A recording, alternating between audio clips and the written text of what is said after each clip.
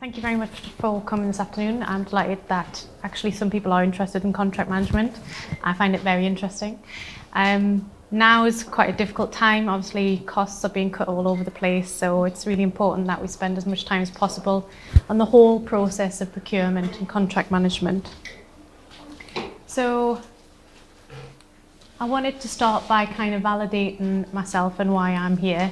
So I did speak, it's not moving. There we go. So I did spend 6 years in the events industry. I now work as a procurement manager. I loved events. I thought it was a great industry. I felt like I was quite on a roll. So 2018, I won an award for my voluntary time as an event manager at the Great Exhibition of the North. 2019, I thoroughly enjoyed being part of Face Shop's Fast Forward 15 program. I would definitely recommend it to anyone that's after a mentorship program. And then 2020, I won one of CNIT's corporate A-lister awards, and then I was made redundant, so that was cool. But that's fine because, like everybody during the pandemic, we found ways to pivot. I pivoted into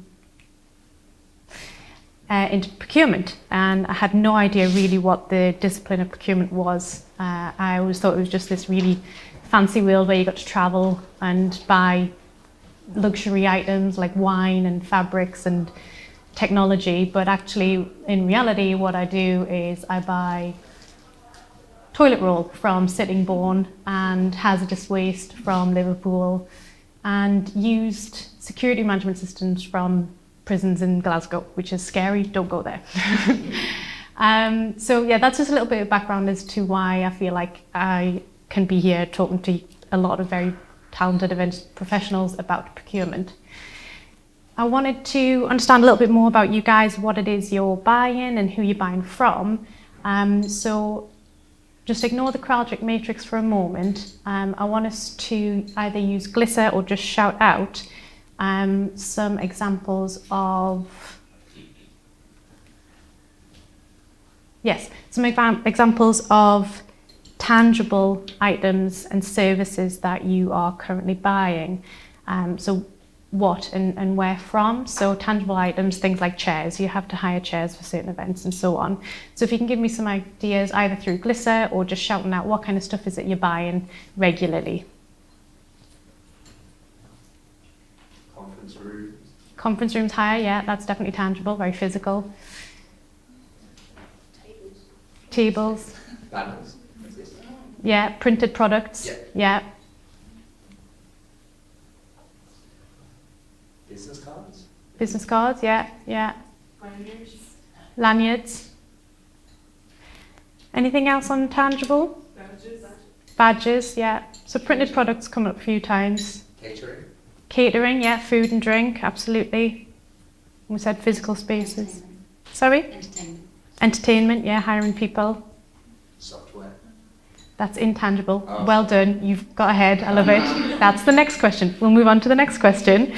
Can you give me some examples of intangible items, such as software, like Glisser? I'm not sponsored. Any other software examples? So Glisser, we know everyone's probably familiar with it. Anything else that might not be aware of?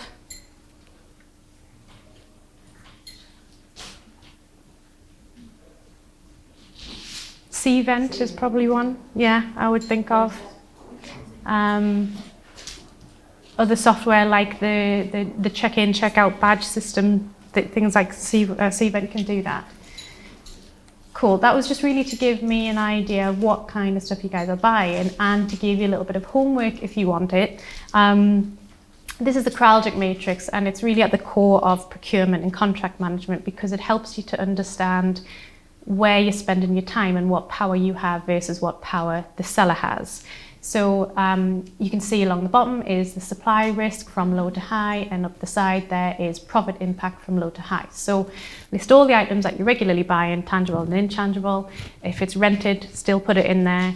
You don't have to own it at the end, and find out, right, what impact does this have on my organisation or my company's profitability versus how hard is it to come by? Are there loads of suppliers I can go to, or is there a bit of a monopoly? I've only got a few people I can go to. That'll help you to place those items in this matrix. Your strategic items, where it's high importance, high profit, hard to come by, high risk, That's your strategic items. You really want to have a partnership with those guys. You want to be speaking to them regularly. You've got their back, they've got yours. And the other areas, there's leverage. So that's wherein you've got high profitability, but low supply risk. So you leverage that because what you can do is you can start to go out to the market and find different providers and get them to compete against each other, so you can really take advantage of those margins opportunities. Non-critical items, you want to spend as little time here. So this is low risk, low profit. It's like stuff like stationery, probably business cards and things like that. There's an abundance of suppliers. They're not very expensive, and it's not going to kill you if you don't have it. So don't spend too much time down there. Bottleneck items, these are really tricky because this is wherein you have a high risk, a high supply risk. So there aren't many people who do it, but it doesn't have a massive impact on your event or your organization. So you do want to have strategic relationships, but you don't want to spend too much time on them. So if you want to do that as homework, there you go. Okay, so I'm currently undertaking my MSIPS, which is essentially a master's degree in procurement through the Chartered Institute. And upsettingly, 3 years of study can be summarised in that little circle there. We're not going to look into the full thing, we're just going to look at 6 of the steps, and not into great detail, because then I feel like I really haven't earned my master's, otherwise it shouldn't be covered in half an hour. But the steps that I think maybe are the most important and also most applicable to the world of events.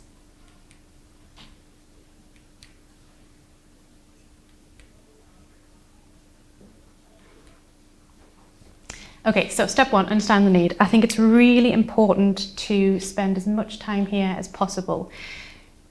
Mainly because how many times have you been asked to do something by someone and you spent a bunch of time on it, came up with a great idea, loads of options, presented it to them, and they go, oh, actually, no, we don't need that anymore.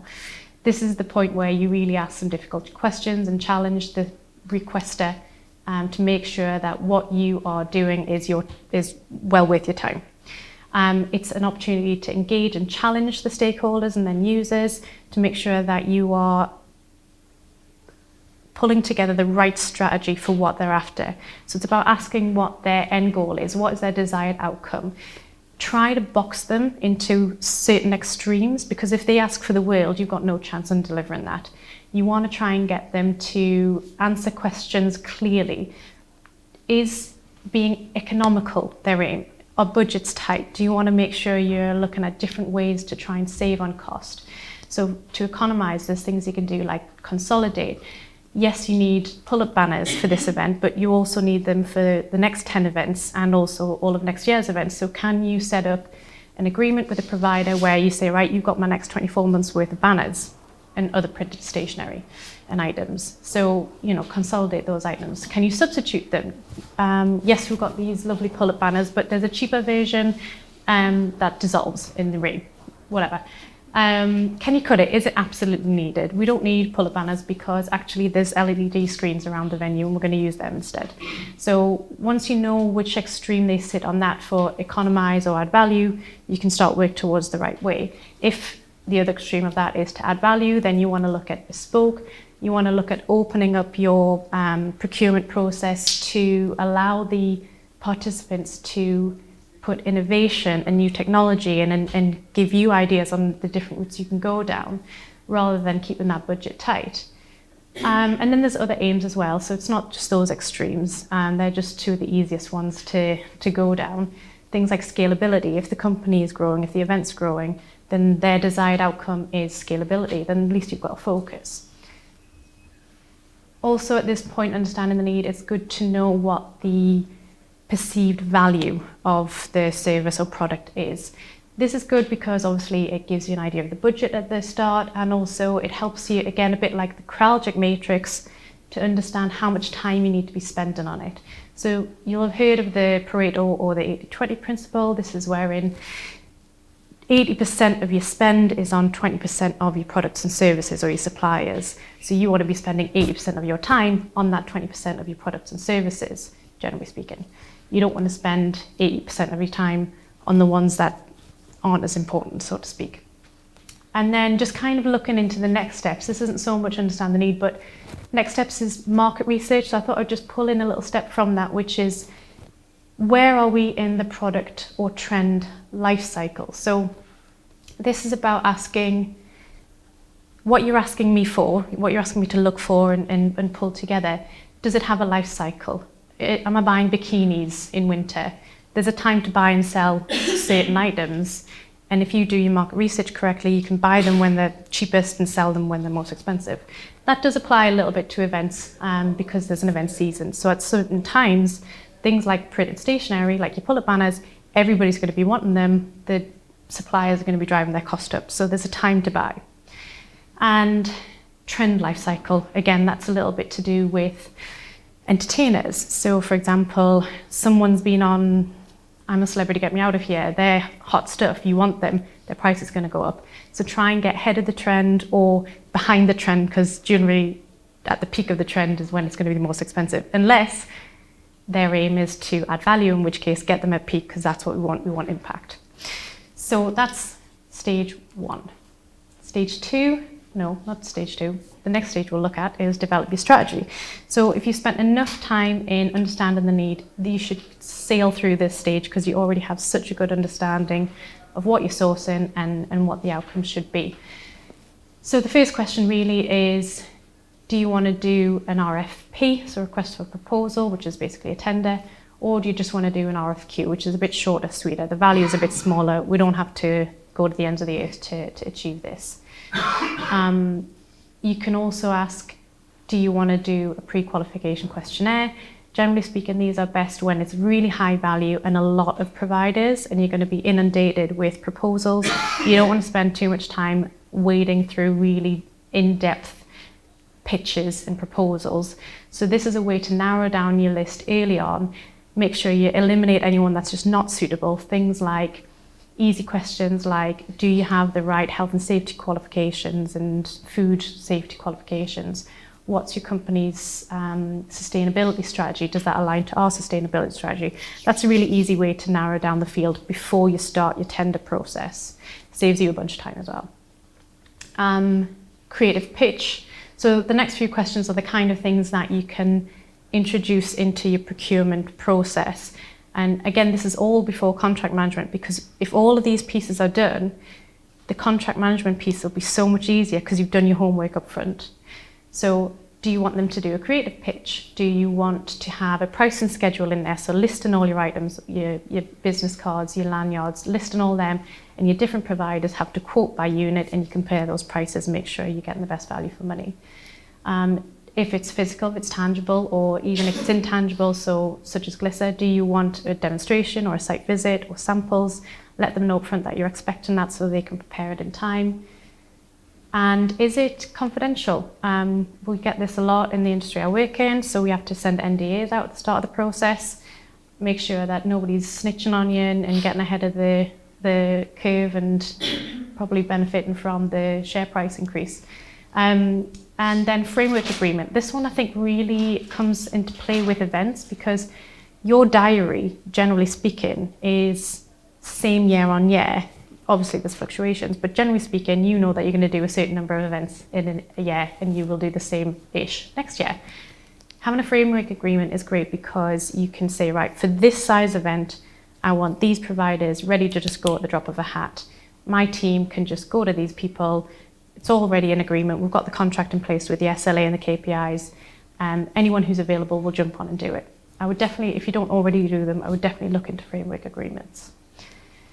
And then just looking into one of the next steps briefly is inviting participants to your process.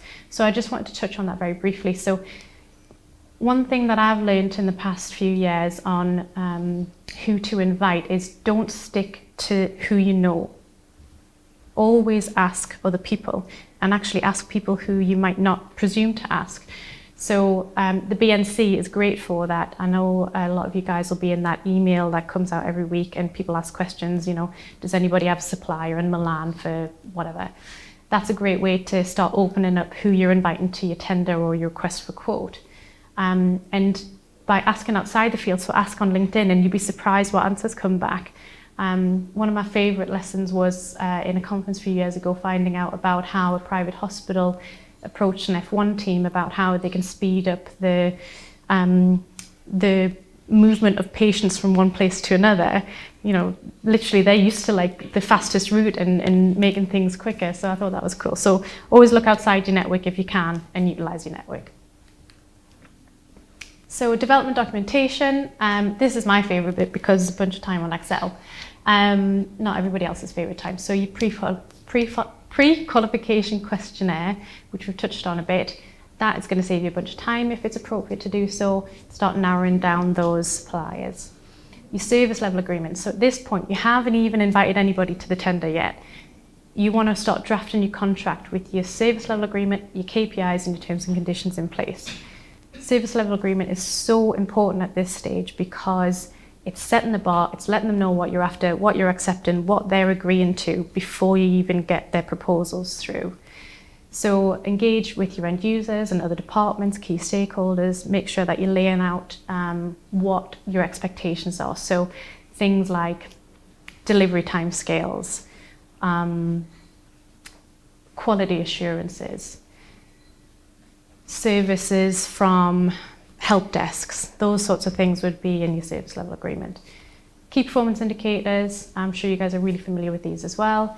You obviously always want to keep them SMART. So what's SMART? That's specific, measurable, achievable, thank you, realistic, and time-bound. Yeah, I did know all of those.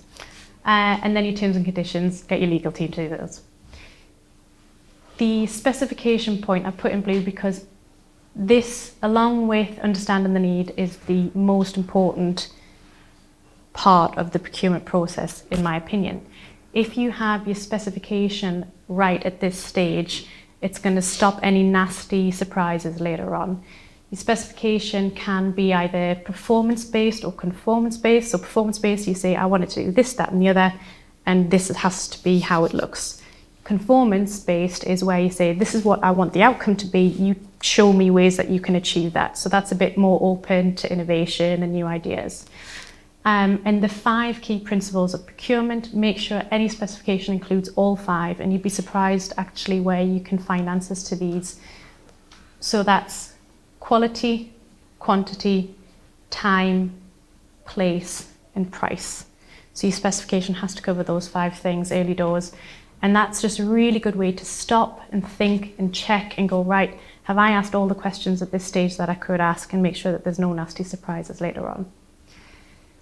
And then, of course, not always is it our pleasure to be able to be the ones that write and design the contract. Sometimes, particularly with venues and hotels, you have to sign those contracts. Generally speaking, the industry I work in, it's our company policy that you sign our contract or we're not doing business. So you can always try that technique, you know, if you can, and if it doesn't work, that's fine. There are instances where you absolutely have to sign their contract, but that's not to mean it has to be their contract. It's a two-way thing, it's a win-win. You can build the SLA, you can build the KPIs into the contract or add it as an addendum. For example, I've done this with our Shell contract. So Shell, the oil and lubricants provider, oil is such a complicated area with a lot of laws and regulations, our contract wouldn't suffice. So we have to use their contract, it's the right thing to do. But we add an addendum with what our expectations and the SLA and KPIs are. Similarly with that, if you've got a framework agreement, whilst you might be signing the hotel or the venue's contract or the entertainer's contract, because they're in a framework agreement, there's a SLA and KPI within that, so they know that yes, to be on that board, they have to meet these expectations. So that's the development documentation. Bear in mind, we still haven't actually invited anyone to this tender yet.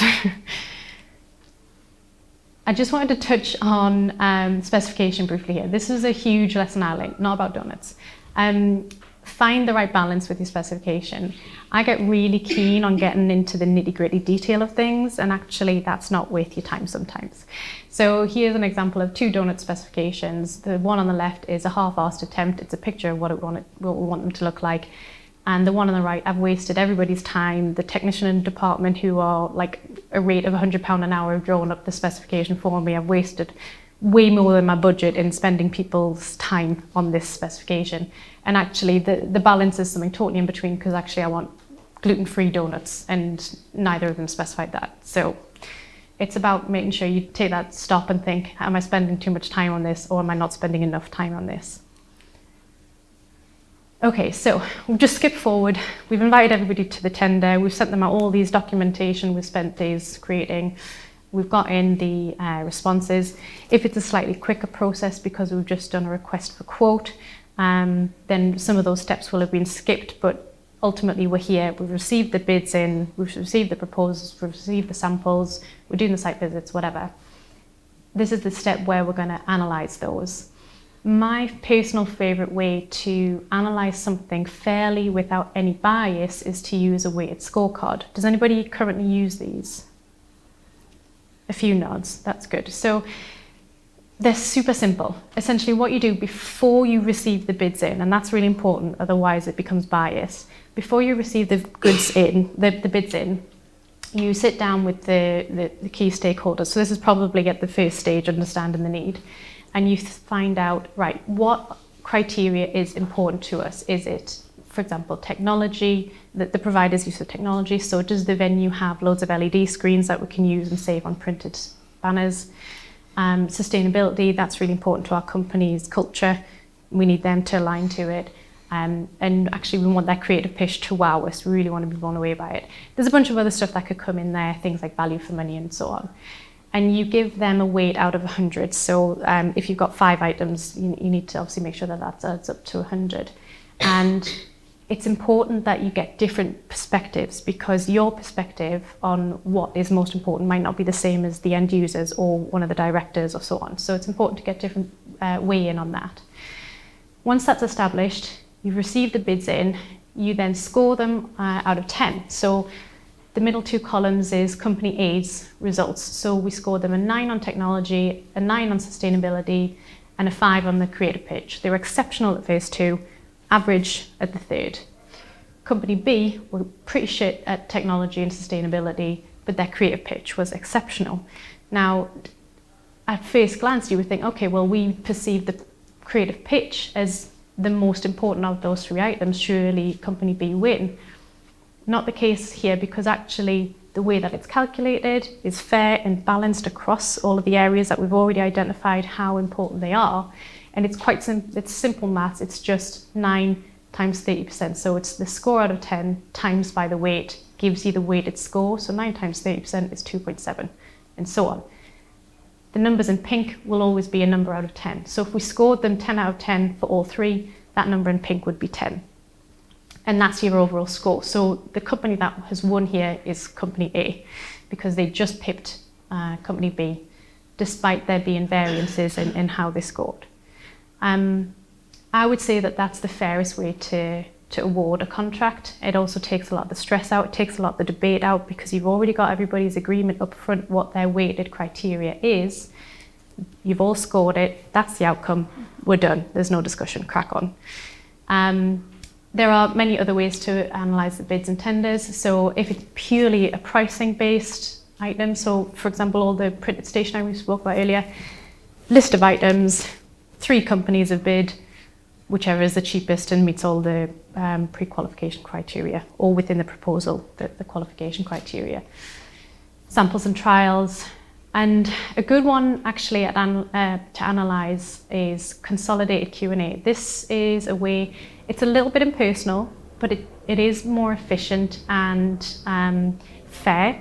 So what you say early in the stage is you say, okay, all questions need to be submitted via email by this date. I'll consolidate them and I'll answer them to everybody in one go. So you add them to an Excel or Word document or something, and you anonymize them and you put all the answers in and send that to all of the participants that have been invited. It's a bit more quick for you because you're not answering the same question 10 times to different people, but it is a little bit impersonal. So it's up to you whether you use that one or not. I like it just for the speed of it. And then the last one I've included here is interviews and site visits. That's important to do after narrowing down. So if you've got a number of providers at the pitch stage, you don't want to be doing 5 or 6 different site visits. You might only want to do 2. Of course, I don't need to tell you guys that, but anyway, after narrowing down, you want to do that piece. Any questions on that?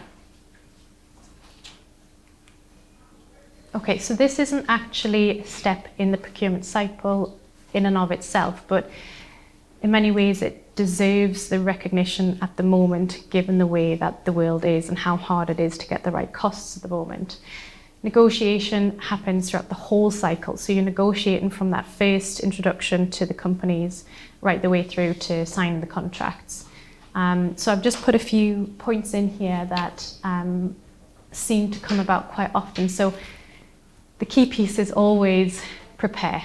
Fail to prepare, prepare to fail, and do your research. If you don't prepare and do your research on the potential provider before you sit down in the room and you start those negotiations, they will win. They will have the upper hand. They know more information than you do, and information is king, so you will always lose. So always sit down before a meeting or before any stage in the process and make sure you've done your research and you know what you're talking about.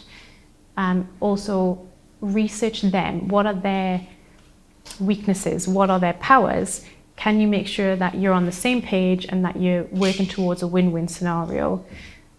Oftentimes, we aren't quite aware enough of the individual organisation and how they're performing and what their strengths are. If we know that beforehand, we can go into the room prepared and ready to negotiate on the bits that matter to us and not use it as a learning exercise. So leverage your power. That one's really important at all stages because there are so many areas that you have power that you might not always know about. So things like, do you have influence? Does your company have a strong brand that company would love to put on their website as a reference? Do you have strong alternatives? So at the start of the process, you've already stated that you're going to tender or you're sending out request quotes to a number of different providers, so you've got alternatives. So they know, okay, I have to be competitive here. I'm not the only one they're approaching. And scale. This one, I think, for me is the most powerful. So if you can make the pie bigger, everybody wins. So a bit like what we talked about earlier, not just tomorrow's event, but the next year's event. Not just this set of speaking engagements, but the next 12 months and so on. If the company is growing, that's great. Sell that, talk about that. The number of delegates is increasing year on year. Talk about that. Make sure that you're using your power. Again, that's about doing your research, right? Why am I desirable? Why does this person want to work for me? What can I give them? Not just what am I buying from them. There's some good old techniques that you'll have probably all heard of. So things like anchoring, very dangerous if you haven't done your market research. Anchoring is basically dropping your anchor and saying, this is what I'm willing to pay for this. And then they have to pull you up from that point or whatever. If you haven't done your research and you drop your anchor there and they're like, fantastic, I was not going to be asking them for that much money. This is great for me. So use that one wisely. Silence, I hate this one. I hate good old techniques, to be honest. Silence is a weird one. So that's where you just go and let them talk themselves out of the situation or talk them into a lower price and all that kind of thing. It is effective, unfortunately. If someone does it too much for you, they'll call them out on it. That's always funny. But it is actually powerful when you've got someone who is quite clearly trying to have you over barrel. I would definitely use silence in that instance. And the yes theory, that one's quite good. There's a really good book on it called Getting to Yes. And that was quite literally where you use sentences that would result in them saying yes quite naturally.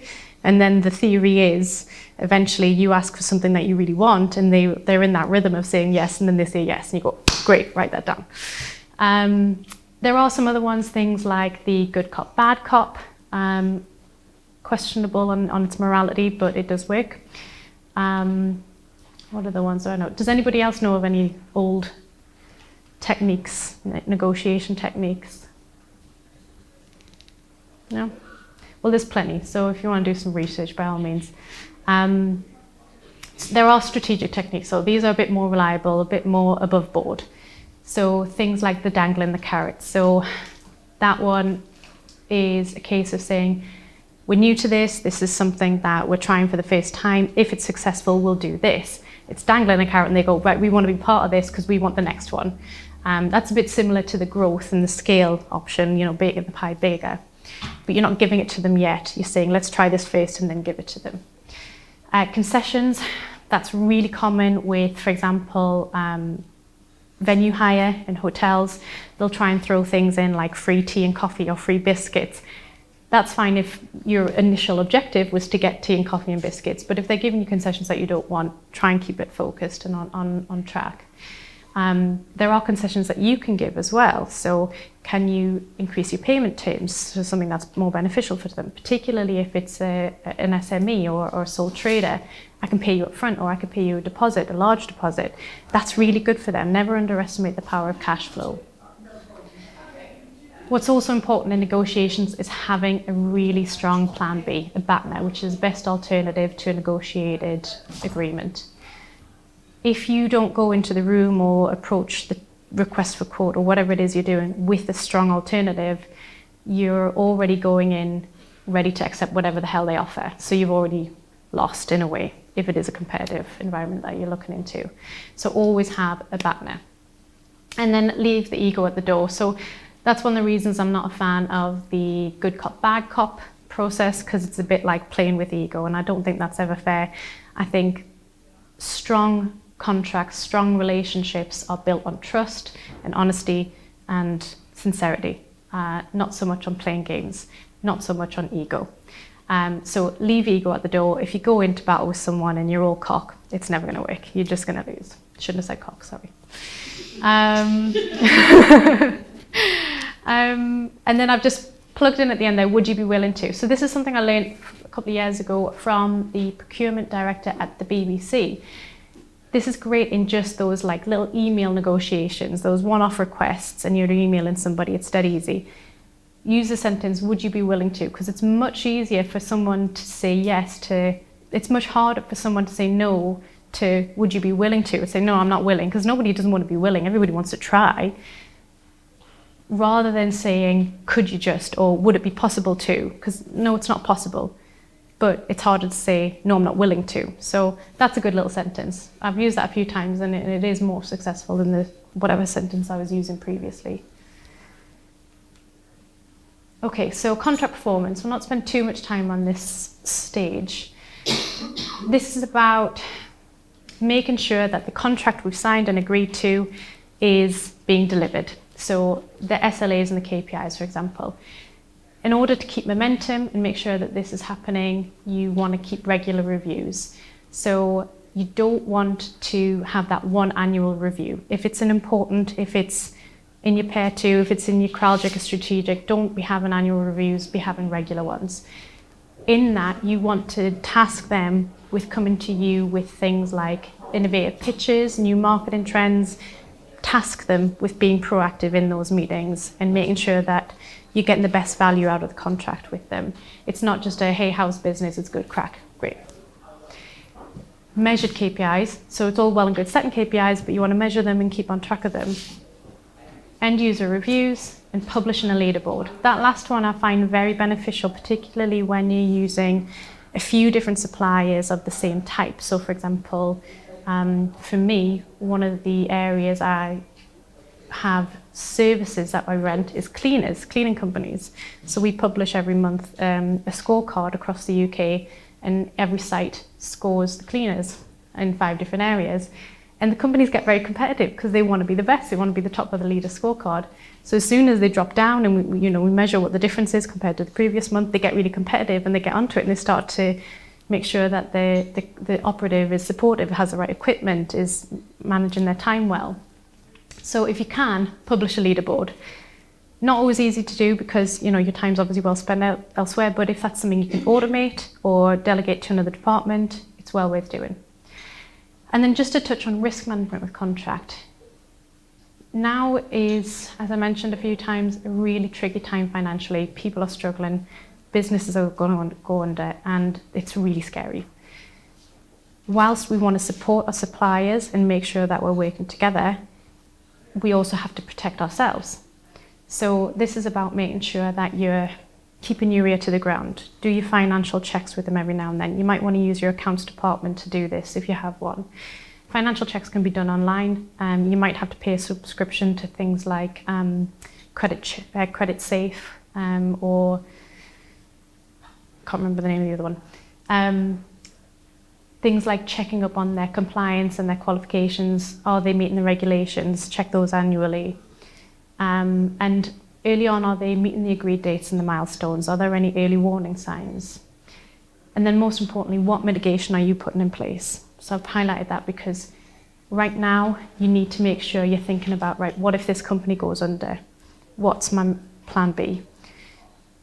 That is going to happen particularly with some smaller scale companies that are going to be hit by this utilities crisis. It might be worth picking up the phone to them now and saying, how's business? How are things looking? Are you okay? How can we work together? And there might be ways that you can help them so that they prosper and you can keep their services going for yourself. Okay, so that touches on very much with SRM and SCM, so supplier relationship management and supplier contract management. So it's always important to remember your Qualtrics matrix. It's something worth doing regularly, making sure that you know exactly where you guys sit in that matrix we looked at the start. There's another one called the supplier preferencing matrix. So this is, am I important to them? Where do I sit? Am I valuable to them? There are 4 sections that, yes, I'm core to them, they love me, they're always going to bend over backwards for me, they're important to me, we love each other, it's a partnership. There's develop, so that's wherein the business value is low, but the attractiveness is high. So actually we could probably grow the business value if we wanted and make them a core provider. That makes me more important, that makes them more important, everybody's winning. And then the 2 negative ones really are nuisance. That's where I'm not attracted to them and they don't add a lot of value to my business and I don't add a lot of value to their business. So you're a nuisance. Those are going to happen sometimes. That's fine. You just want to spend as little time with those providers as possible. Just try and automate it. Just make it happen. Things like pens, if they're not branded. And then exploitable, that one you definitely want to get out of. That's the worst box to be in, hence the little picture of getting out of it. You want to try and move into developer core. So the business value to them is high. So they're earning a lot of money from you, possibly more than from their other clients. Is that because you're on a higher rate, you're paying a higher unit rate? Worth looking into, worth doing a tender, get yourself out of exploitable. Next step is, they need to feel genuinely important and supported. So we touched on this a moment ago. If it's organic, if it's genuine and you're working together, it's a win-win, we're growing the pie together all the time, you're checking in on them, they're checking in on you, you've got their back, they've got your back, everybody's happening. That's like the sweet spot. Regular reviews, I'll say again, don't do them annually, do them regularly with the providers and suppliers that are more strategic. Manage expectations. This is one where I sometimes hear others make this mistake wherein they say, oh, it's great, we are going to be doing this next year, we'll give you the business, and that might not be true.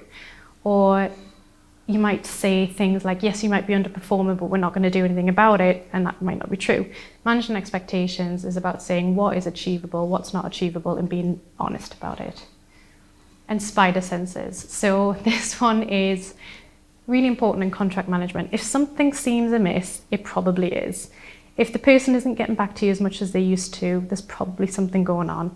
That's often the case where you want to have a sit down, a face-to-face meeting, and make sure that you're aware of everything that's going on. If your spider senses are tingling, maybe get a meeting in place.